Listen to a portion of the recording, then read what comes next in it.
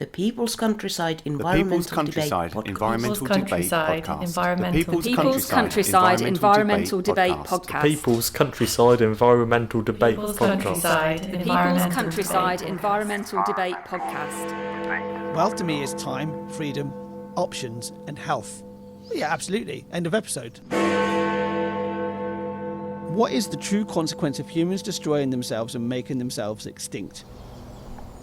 This is the People's Countryside Environmental Debate Podcast.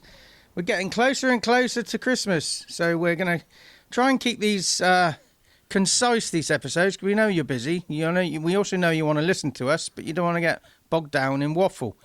So, I'm Stuart the Wildman Mabbutt. He is... I'm William Mankelow, and I won't waffle in this episode. No, and so the format our podcast has taken over the last few years is listeners send in questions for us to talk about.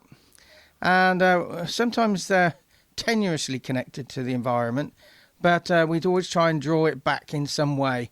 But sometimes we don't succeed. So who is the first question from in today's episode, William? First question today, and it is, I will say, as of release date, it is 10 days till Christmas. No pressure. So the first question today is from Yenifer, from Provincia De Panamá in Panama. That is literally almost the center of America. Center of Central America. Yenifer's question is as follows. The illusion of wealth seems to be fooling many of us. Big houses, fancy cars, designers, a fancy lifestyle isn't wealth in my view. It's debt. Wealth to me is time, freedom, options, and health.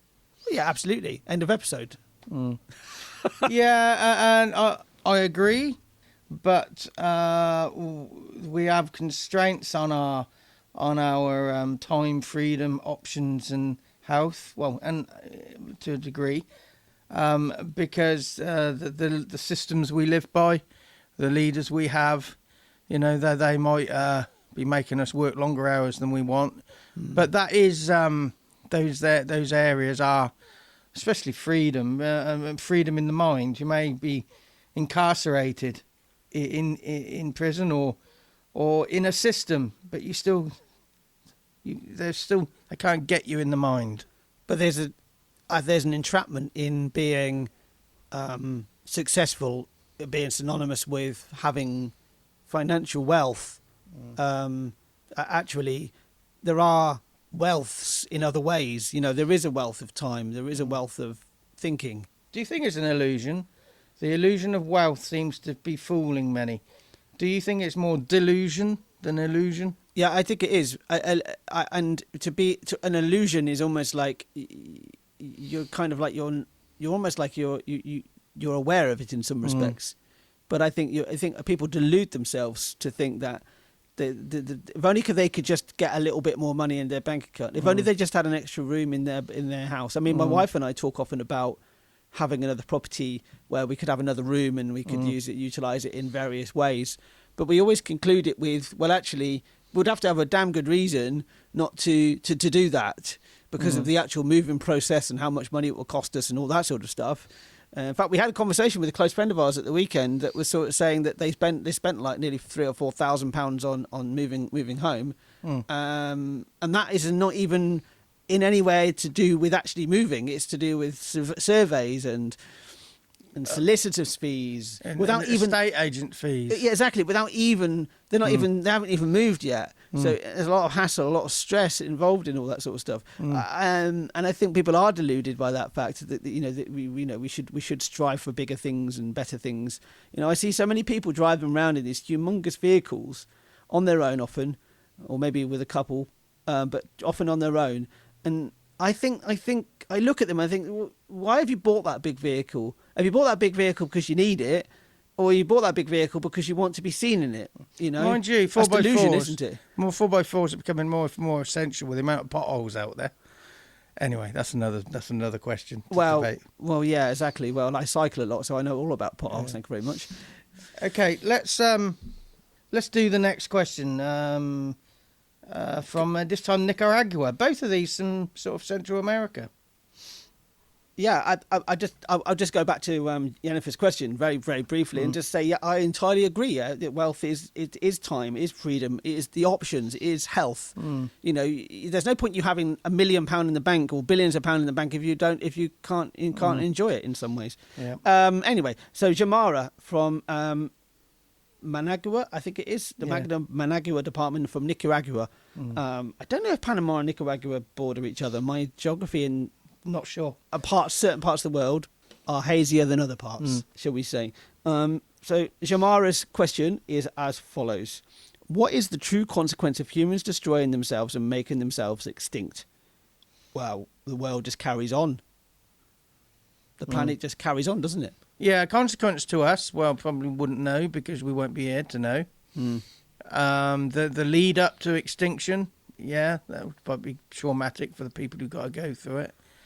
But the planet, the universe, will go on in its merry way to wherever it's going. Well, the ultimate. I'm not sure you can answer that. The ultimate ending of this planet is when the sun explodes in billions of years' time, and humans won't be around.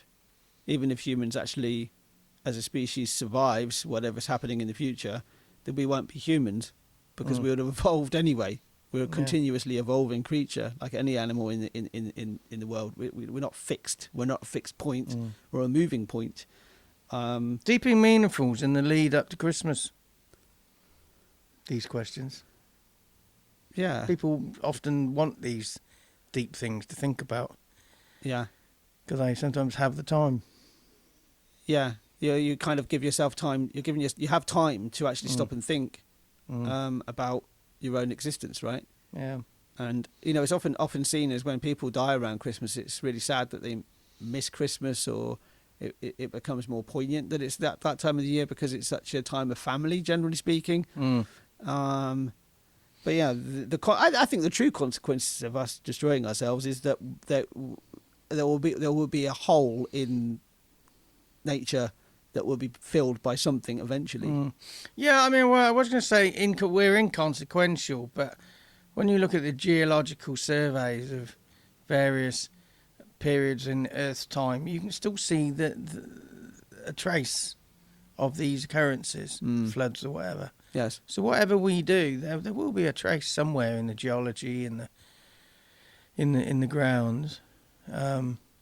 Well, that'll be the consequence. It's the traces we leave behind, the tracks we leave. That's the consequence, I think. Yeah, I saw a TV show a few years ago, and it was like, what if humans disappeared overnight? What would last? And it was really interesting what the man-made structures that will probably last for millennia. One of them is like the Brooklyn Bridge, because how it was built. It was massively over-engineered. The same with the Channel Tunnel. The Channel Tunnel would be there for centuries, if not decades, if not millennia, because it was how it was built. Yeah, they're the structures, but this episode just made me realise our footprint, our stain, will be our biggest consequence of our existence and extinction. We'll leave a big stain, a skid mark. We'll leave a skid mark on the arse of life. we have an impact on the world. Yeah. That maybe other species have never had.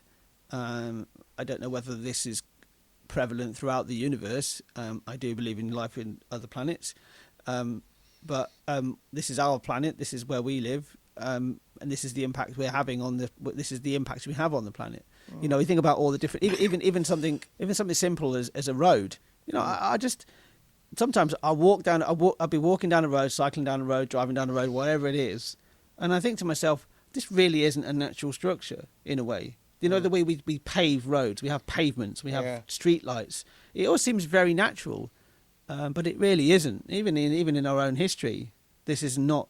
This is a relatively new thing in human history. So you kind of like an action is to actually just to be aware of what impacts we have on the environment anyway. Is that for both these questions, an awareness of the illusion and delusions of what wealth is, and an awareness of what our what footprint we're leaving behind now and in the future? Yeah, because often with wealth comes bigger houses and the and more affluent, more extravagant lifestyle.